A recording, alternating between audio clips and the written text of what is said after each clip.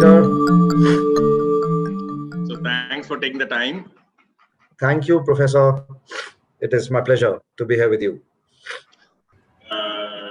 It's nice to see, I think the whole angel investment or the early stage investment space needs more people like you that are actively engaged in technology intensive products and such, and then helping some of the very early stage startups. So thanks, Nitin. Today, we are going to be like looking at something very, very specific. It's the retail tech. How does robotics, all forms of robots, how does robotics help in supply chain and logistics broadly, which is part of the whole retail environment. So, so just to get the whole to set the stage, so to speak, can you just help define, understand like what types of robots exist? I mean, we hear robots, you hear cobots, you hear all kinds of. Can you just get a quick definition of the different types of automation in the supply chain and logistics space?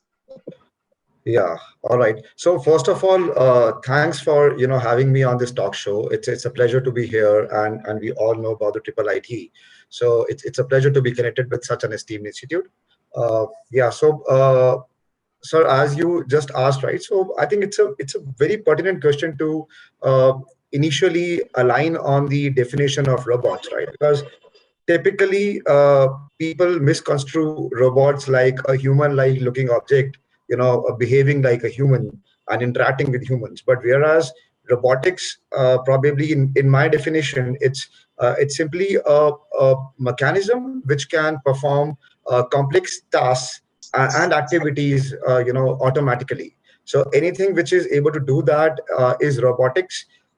And obviously, you have different forms of robotics now, like cobots, as you mentioned, right, or human bots, right? So these are the certain advanced stages of robots, which basically have potential to interact with humans, so collaborate with humans. I think that's how the word cobot also came into existence. It's a collaborative robot. So with this broad definition, it has a huge it's first of all, it has a huge role to play in the modern supply chain. And secondly, the robots are not new. So we have been working on automation technology for quite a while now. Just that we are improving about it, year after year. So just going a step further, like I mean, just while still sticking to the definition itself, before we get to the use cases and such. Yeah. I mean, when a vision that comes to mind when we talk about robots is like humanoid-like, right, things that move and walk and do stuff. But right. That's clearly not the robots that we see on a shop floor. Yeah, so right. Can you just explain some types of robots? What kind of robots? What that are there, sure. like typically in the supply chain? Sure. So just to give you some examples, right? So any guided vehicle, for example, on the shop floor is a robot, right? A conveyor belt liaised with some sensors to perform some visual activity is a robot. Some narrow aisle equipment to increase the productivity in your shop floor is a robot. Sensing technique which basically sorts the packages in your fulfillment center is a robot, right? So and then you have some advanced kind of robots when you talk about say auto storage and auto retrieval systems, right? So that's something which is hugely accepted in the backend supply chain right now. So these are the classification of robots. And just to give you a simplistic example, a small sensor, in my view, is the most effective robot on the shop floor right now. Yeah, just a swing arm, right? If it senses something and swings into a different lane, for instance, that's also a robot. I mean, like, it's not something with an arm. Like we understand building robots and such in manufacturing because it has an arm, so it has a sense of you more very explicitly see it moving and doing something. But everything you described, while nobody looks at visualizes those as robots, but they're very much robots in the manufacturing and specifically material handling context. So, right. Okay, now with that said, with that broad definition, anything that helps automate anything at all on the shop floor or in the warehouse and supply chain process is a robot. With that said, now if you talk about, I mean, there is the just switching, still at some level defining, setting the context, but just let's go to the domain.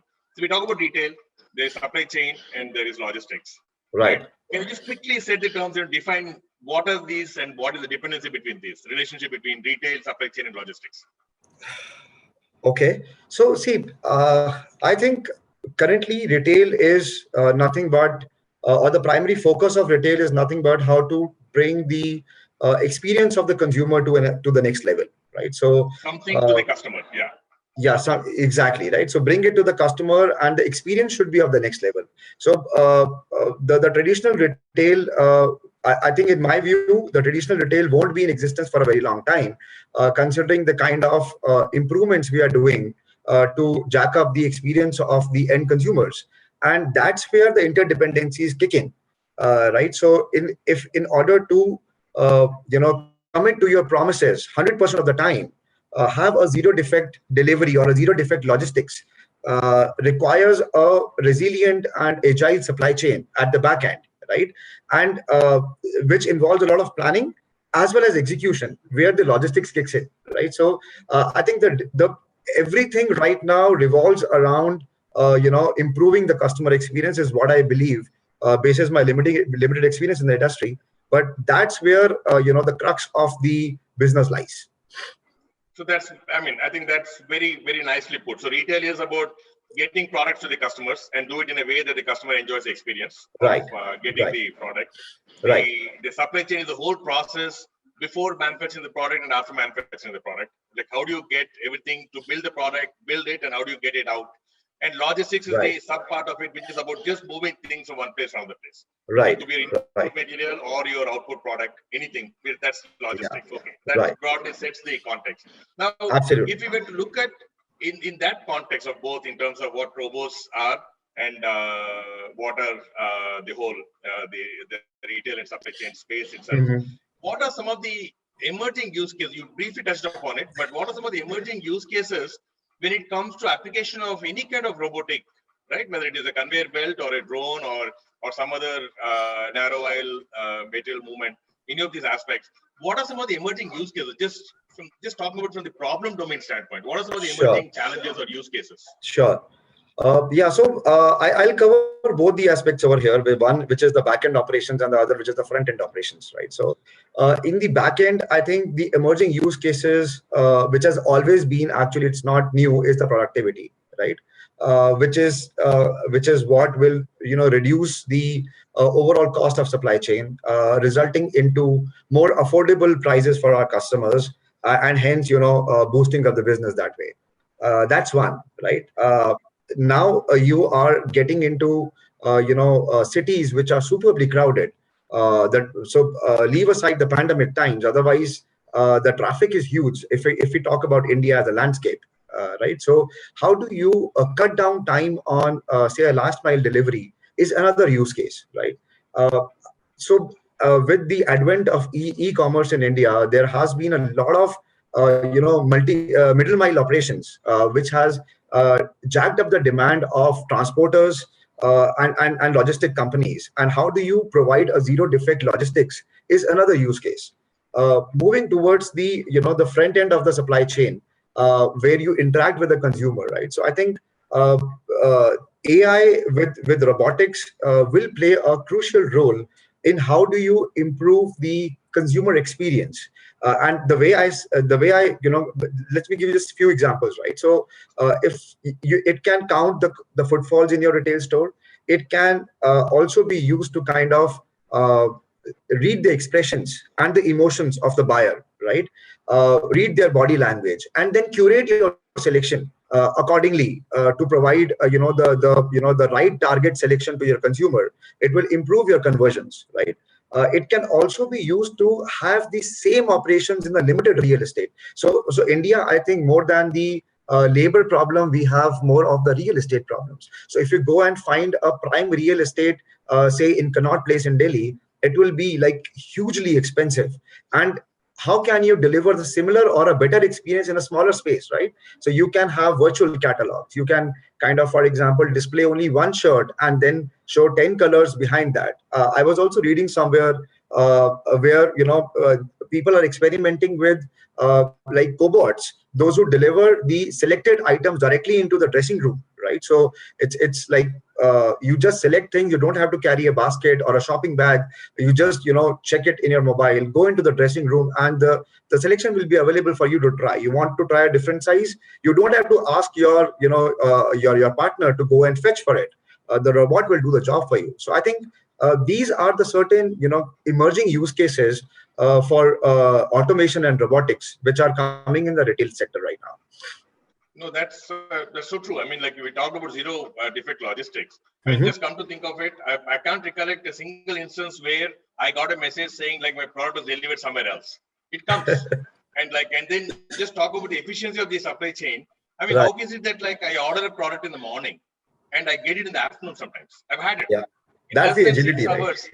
Yeah, Yeah. though they said 2 days to deliver, it got delivered in 6 hours. I wonder which, I mean, that whole intelligence that is there saying like they have predicted the demand and made sure like a product that is likely to be ordered is there somewhere very, very close by. Correct. And then I'm sure they can't have this in every place. They've got the demand prediction right. If not, very expensive to have unsold inventory. Yes. So you're right. I mean, there are a lot of intelligence that goes behind it. I mean, the materials movement is one part of it. But the intelligence behind this is like on the whole supply chain, from sourcing materials to manufacturing to stocking it to getting it to the closest depot or warehouse. So true. I mean, it is just amazing to Right. see how these things work. And at that scale, when a large retailer or a large scale distributor is working with it.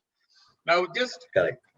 I mean, so that was interesting that you talked about on the retail side of it. If you go into the supply chain side of it, right, Mhm. materials movement, what are some of the interesting challenges or problems, emerging problems in that space, in warehouses or just in the whole distribution process?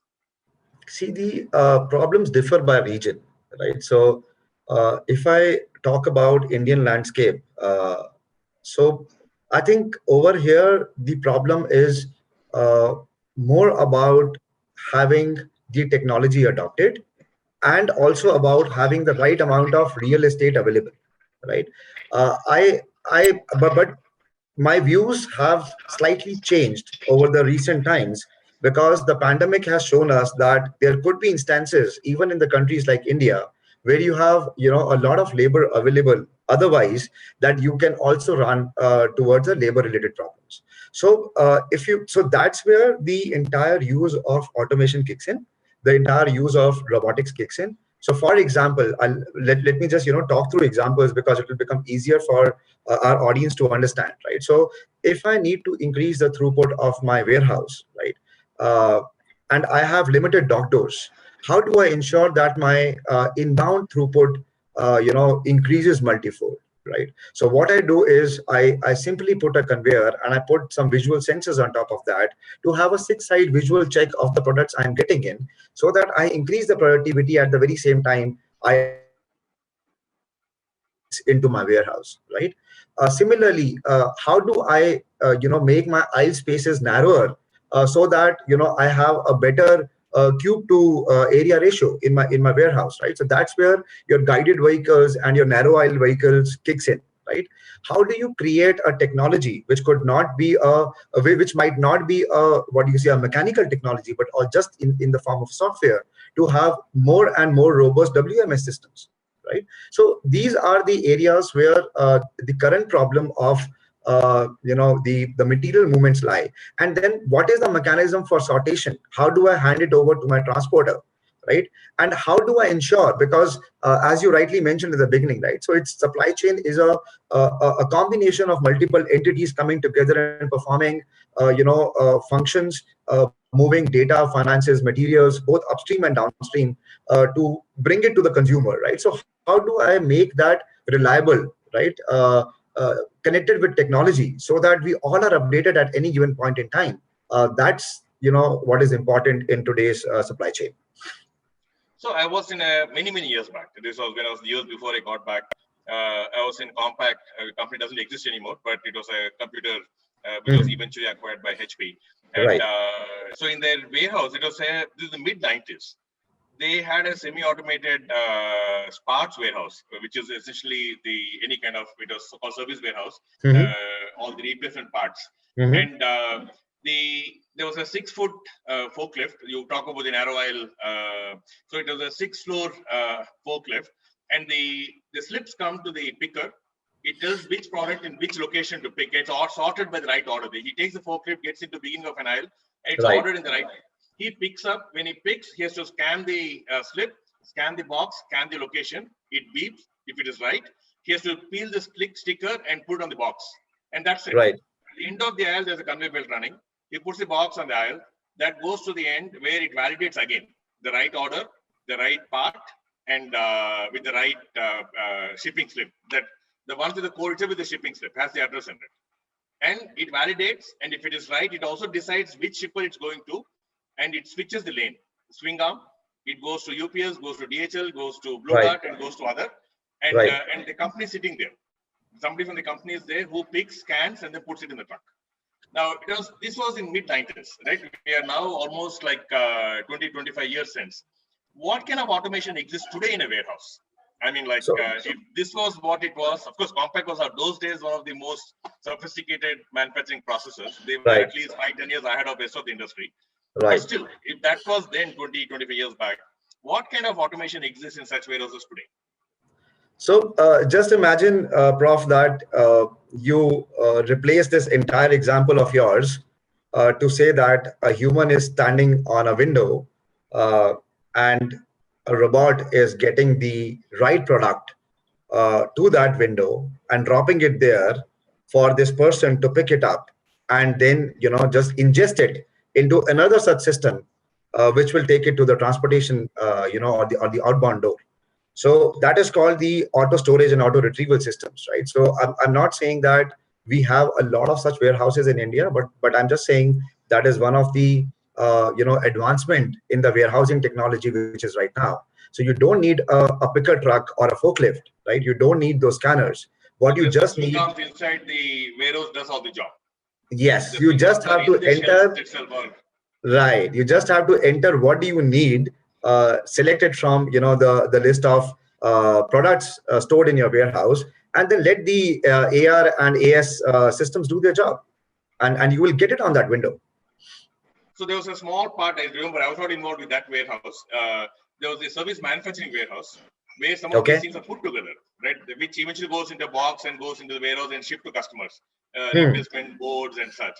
But there's a manufacturing line to create these boards. Right. So they had a system where based on the current work orders, there's an input parts which are fully automated, but they're all electronic components, small components. And they're all picked and placed in a bin, and the bin comes on the line. And there are workstations, and it stops at the right workstation where who's supposed to work on that part. Right. And, but it's very interesting to see. I mean, the automation that you described, completely black box, meaning there's just a window.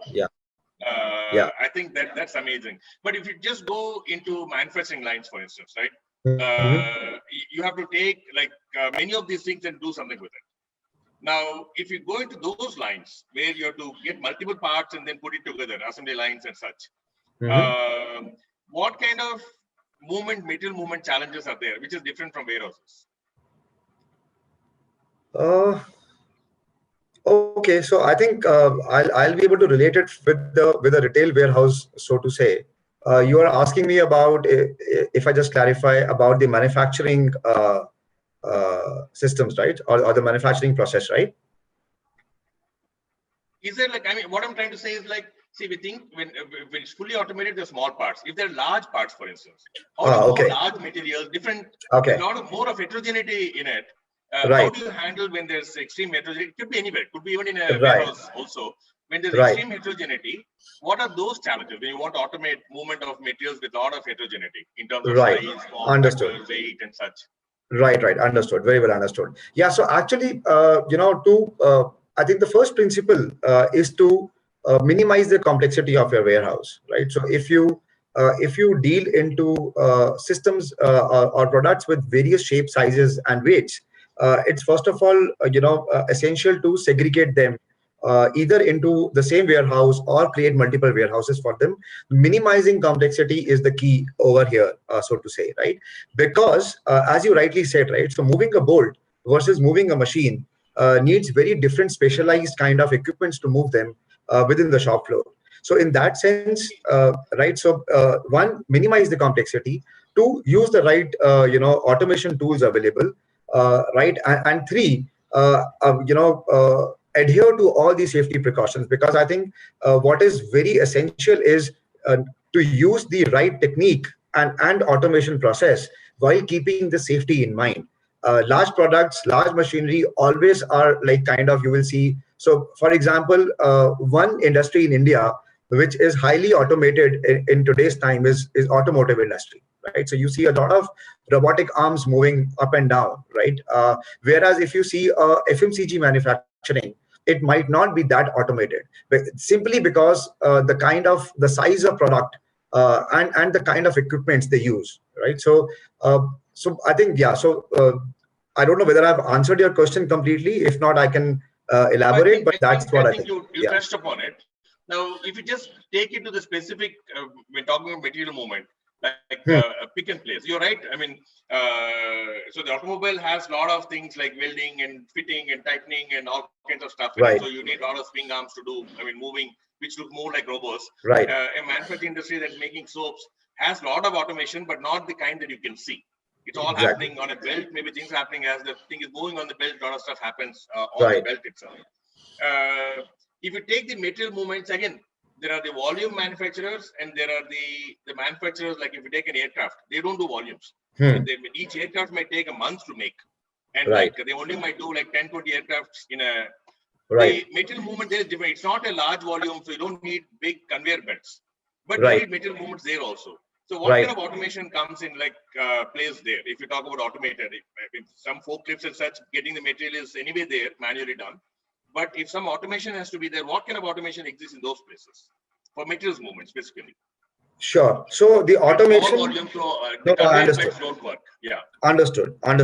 So see, where the conveyor belts don't work. So let me give you an example about a more realistic example about, say, a large appliances like a washing machines, right? Vis-a-vis small appliances or consumer electronics for that matter, right? So obviously in large appliances, you won't have those racking systems the way we were discussing earlier, which needs a pickup truck or a forklift, right? For example. But yeah, what it definitely requires is the rolling skates, right? So that's a simplistic automation one do in a large appliances kind of a framework to move a washing machine from a Bay Area to over here, which could also be a small movement forklift. It could also be guided vehicles which can bear such heavy loads.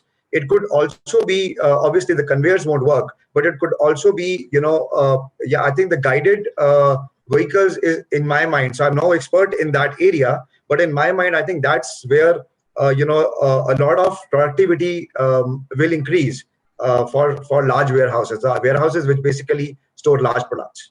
In fact, one of our startups was working on a product. They were waiting for the pilot customer. They didn't go that far yet. It was basically an automated pallet mover.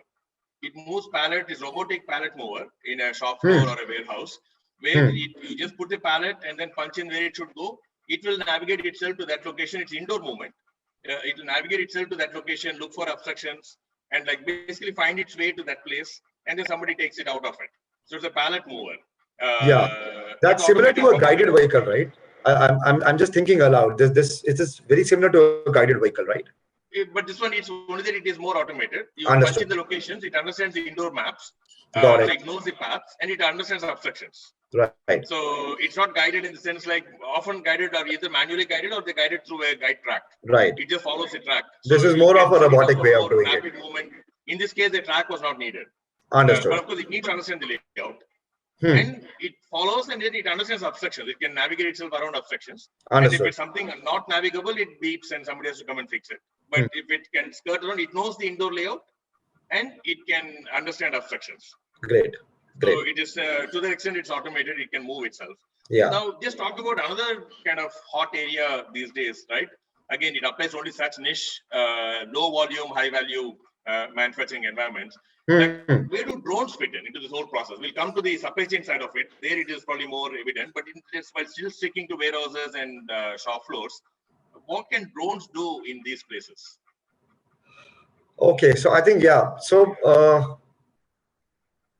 drones could, in my view, will be very effective in material movements to the remote parts of your manufacturing setup. That's one definite area where you can use it. Secondly, you can have more dense manufacturing lines if you are able to make material movements using drones and use some automated arms to take it from there. It's also essential, right, in the small world. So usually indoors they have a limited role to play, but when we'll come to the supply chain part of it, it will become too expansive, right? So it will become too expansive use of drones in the supply chain. So yeah, that's an emerging area. So one of our Right. startups, in fact, the founder is here also. Suraj, who was one of Oh, our okay. research students who's taking his research work forward.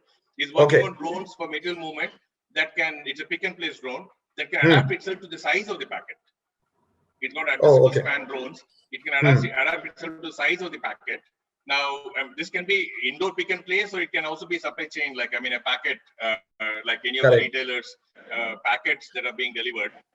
Right. The last So mile. now, if you look at just drones, what are uh, some of the emerging challenges when it comes, or opportunities also, or even technologies when it comes to drones? I mean, we can imagine drones having a kind of it's delivering something outside your house. Hmm. But are there some more advances that you see there on those in the drones itself in the supply chain? See, I think let me start with the most recent use case of using drones, right? The pandemic itself. Uh, I don't think of any safer way of delivering a package to a home than making a delivery through a drone, for example, right? So that's so safety, right, and being distanced from other people, not having a delivery boy entering into your society or your home or your doorstep. This is the most recent use case which has emerged for drones, number one, right? Otherwise, you see, obviously it's a huge potential area. A lot of big companies are working in this domain. Many of them are also filing for patents, right, where the drone delivery or the entire last mile setup using drones is concerned. And it also, I think it is very essential for a place like India, where you have a lot of traffic and the infra isn't that great, where you can minimize the traffic on road. You can have a material impact on pollution control in the country by using drone deliveries, right? But at the very same time, are we ready for the drone deliveries? I don't know, and I don't think so, right? So uh, consider the impact of human safety using drones, right? The impact on drone safety itself, right, in our environment. You asked me about what kind of changes in drones, right? So what about the noise which it creates? So even a small drone, right, which is used to deliver small packages, a 25 to 30 kg drone, right, it creates enormous amount of sound. So how can we minimize that problems in overall drone operations to make it more usable in the current context is important. But frankly, I see, if I think beyond, all these problems are being worked upon with the bright minds like Suraj on this call already, right? And I'm sure that this is going to be a very, very effective way of delivery. Probably its reach will be minimal, initially, because it also looks, depends upon the land usage. So how are you using your land? Like, how congested are your streets? How much of the open sky do you have outside your home? Right. So it depends upon the land usage in a particular city or a country. But at the very same time, I think going forward we'll be using this technology more often than we think of right now. I think the range is a big problem, like you said. So one of our startups is doing the vertical takeoff and landing drones. So where it is Hmm. can go much longer and still Understood. get the controlled takeoff and landing, because it's vertical takeoff and landing. So during takeoff and landing, it's like any of the conventional drones. But then once it gets off, then it switches into a plane. It just flies like a plane, can go much faster. And Right. so they're still in the development phase. The product is not Hmm. out in the market yet, but they have the early Hmm. versions. And then, I mean, the news, it's there, another startup which is now a part of the state's drive for the vaccination delivery. It's an experimental drive, but the model Right. is they're saying, like, from the PHC, which is like normally covering like maybe 30, 40 villages, and it's a range of 5 to 10 kilometers. Can the sub-centers, the delivery of medicines and blood samples and everything, can a drone be used to go from a PHC to sub-centers? Right? It has to do sorties every day, once or twice a day. So it's a very inefficient system. Now with the drone, you can, so they're actually estimating, state of Telangana is looking at it now to see like, can the hub and spoke model be managed through a drone, one drone in the hub, and that goes to all the spokes and like gets the samples, delivers the medicines and as required. So, I mean, very, very, very interesting possibilities, but we've run out of time. We've hit our half-an-hour mark. But I think it was a very, very good introduction to what to expect in the space, right? I mean, absolutely, it's a huge space, a lot of possibilities and a lot happening. Maybe we'll do a follow-on session in a few months where we can take, I was hoping to touch upon some very specific examples of startups, but time's short. Maybe we'll do a follow-on round where we look at specific startups from across the world. I mean, elsewhere or in India itself or even outside. We'll do that in a few months. But, I think that's thank you so much. Yeah, sorry, you could say something.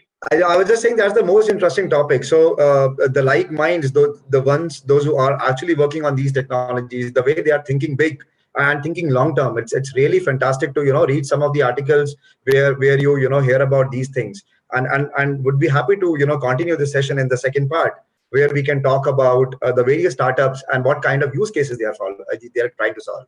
So it's very important. Absolutely, we will do that very soon, maybe within the next month or so. We'll do the follow-on session where we'll discuss only the startups, but very exciting possibilities. So Nitin, thank you so much for taking the time and then sharing some of your kind of insights and observations from that space. So thank you so much.